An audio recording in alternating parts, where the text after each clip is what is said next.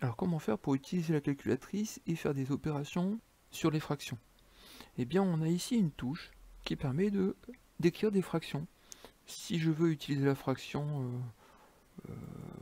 154 sur 17, j'écris 154, j'appuie sur la flèche du bas et j'écris 17. J'appuie sur exécute et j'obtiens la fraction 154 17e. Je peux appuyer sur SD pour avoir la valeur approchée. Bon, jusque là pas grand chose, sauf que maintenant ce que je peux faire c'est travailler sur cette fraction, ou travailler sur une autre. Si je veux par exemple faire la multiplication 2 fois 6 cinquièmes, hop, j'écris 2 fois 6 sur 5, je tape sur exé et j'obtiens le résultat 12 cinquièmes. Oui, c'est bien la bonne réponse.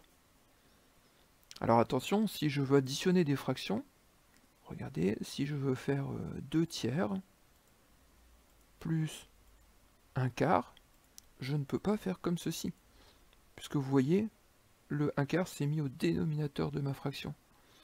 Alors pour écrire cette opération, je vais écrire 2 tiers,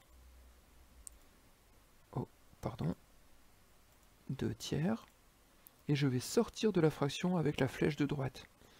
Hop, vous voyez mon curseur maintenant se met derrière la fraction. Je peux maintenant écrire plus 1 quart. J'appuie sur exé et j'obtiens la réponse 11 douzièmes. Notez que le résultat indiqué par la calculatrice est toujours une fraction simplifiée.